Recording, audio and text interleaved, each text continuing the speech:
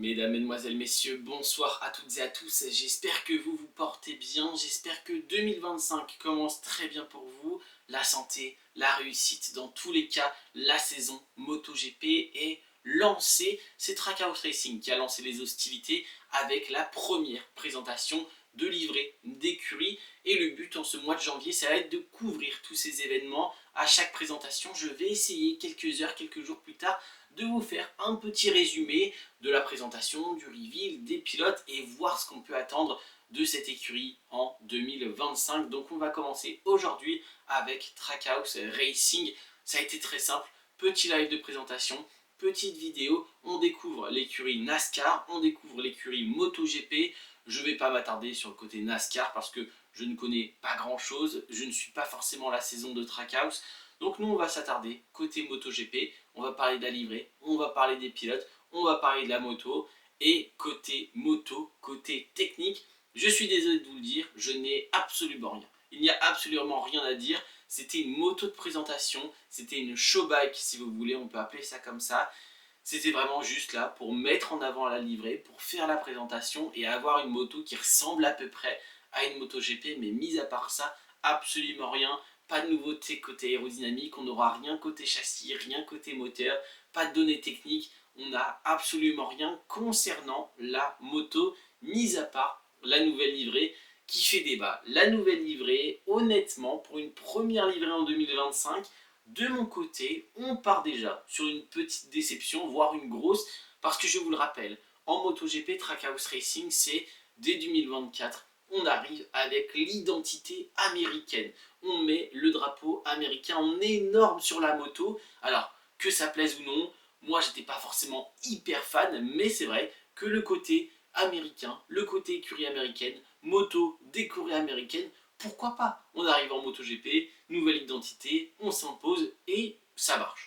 Donc on a dès le début de saison 2024, dès l'arrivée en MotoGP, une grosse identité d'une écurie américaine qui vient pour s'imposer, qui vient pour marquer son territoire dans cette catégorie. Et pourquoi pas, j'ai apprécié le mouvement, même si la livrée n'était pas exceptionnelle. Par contre, dès Silverstone, la mi-saison, on change du tout au tout, la moto change de couleur de A à Z, on part sur du bleu, du chrome et c'est magnifique, honnêtement, l'une des plus belles livrées de 2024. Trackhouse nous sort une masterclass artistique, on a des motifs, on a de la couleur, on a des logos, honnêtement je trouvais ça juste magnifique. Non pas que j'étais époustouflé ou ébahi par cette performance artistique de chez Trackhouse, mais quand même ça mettait bien en valeur la moto, que ce soit en réalité ou sur les photos ou à la télé. Dans tous les cas la moto était très belle, donc franchement grosse réussite pour une première saison en MotoGP. Et je me suis dit, dès 2025, ils vont taper tout aussi fort du poing sur la table, ils vont arriver avec l'identité américaine mélangée avec le côté artistique qu'ils nous avaient proposé entre le chrome et les motifs. Et bah rien du tout en fait, rien du tout, la livrée la plus banale j'ai l'impression qu'il soit, mis à part les couleurs, on a du bleu fluo, on a du jaune fluo, avec un peu de noir, pas un logo, on a juste quelques logos Trackhouse par-ci par-là, Gulf qui est le sponsor principal de l'écurie, bah ils ont juste un petit logo sur le carénage avant, là, le garde-boue avant, sinon, mis à part ça, rien du tout. Alors est-ce que Gulf ne donne pas assez d'argent pour avoir une livrée à leur effigie?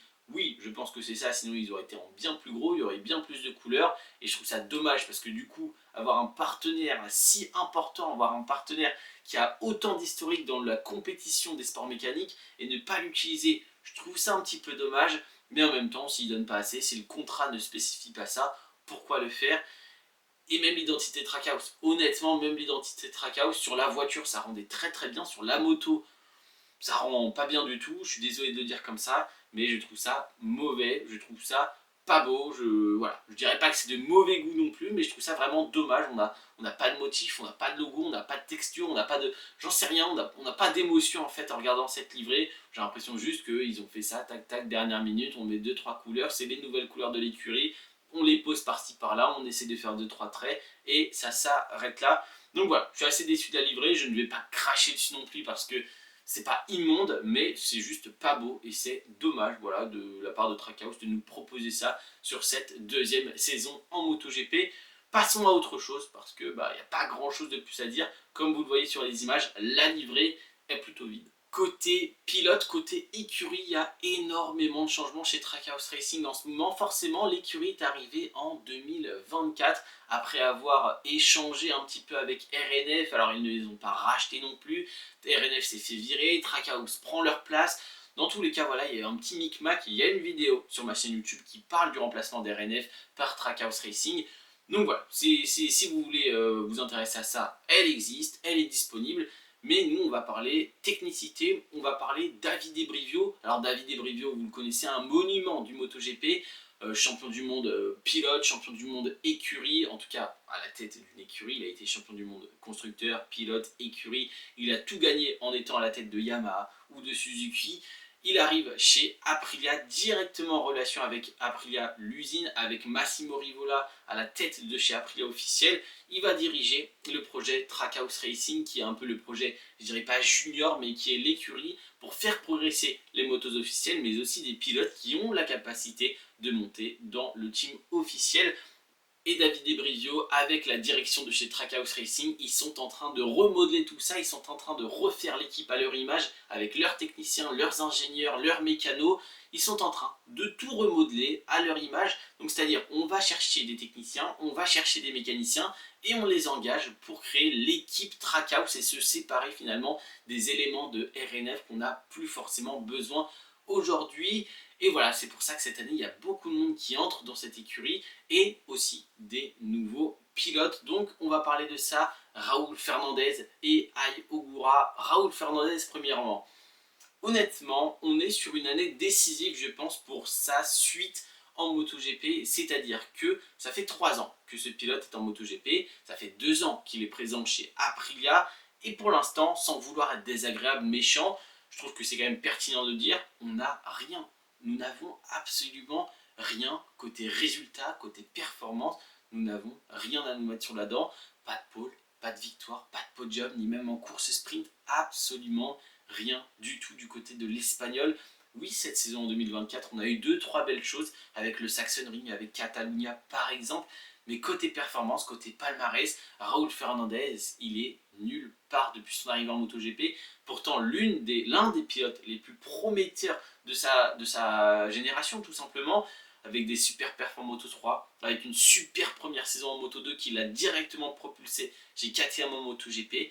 Et dès qu'il est arrivé sur des motos quand même performantes, avec des circuits où normalement il aurait dû réussir, que ce soit avec la KTM ou la Aprilia qui sont des bonnes machines sur certains circuits, eh bien nous n'avons absolument rien eu. Donc honnêtement, nous sommes dans une année charnière pour sa carrière, avec potentiellement un nouveau contrat au bout de la saison, mais ça me paraît très difficile si les performances n'augmentent pas.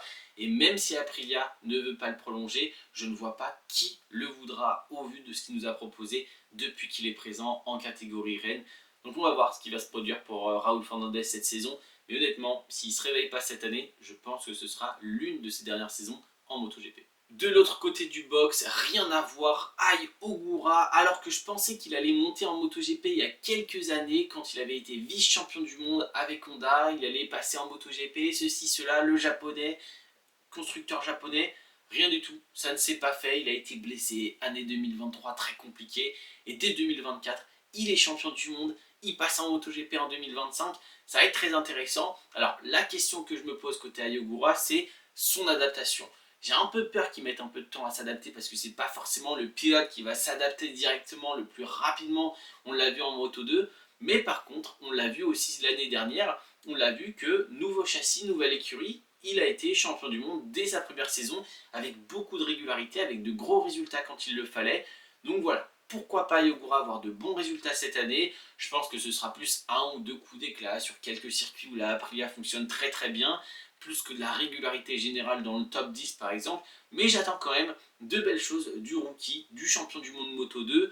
Donc voilà, j'ai à peu près fini, il n'y a pas grand chose à dire non plus chez Trackhouse. C'est une très jeune écurie en train de se reconstruire, en train de se refaire, et même en soi le projet Aprilia au complet est très jeune, est en train de se reformer. On a eu la fin d'une ère en 2024, on en commence une nouvelle avec Trackhouse, on en commence une nouvelle chez Aprilia officiel avec de nouveaux pilotes, avec une nouvelle direction sur la moto, beaucoup de changements dans toutes les équipes techniques. Donc on va voir ce que ça donne, des années de transition, des années de construction et de développement qui arrive pour Aprilia ainsi que l'écurie Satellite. Donc à voir ce qui va se passer tout simplement. Dites-moi ce que vous en pensez dans les commentaires de cette très jeune écurie, que ce soit par les pilotes, par les techniciens, par la moto, par tout ça. Et puis on se revoit pour une prochaine présentation. J'espère que ça vous a quand même plu. Et puis eh bien à la prochaine, c'était Théo. Ciao ciao et on se retrouve très très vite pour de nouvelles vidéos.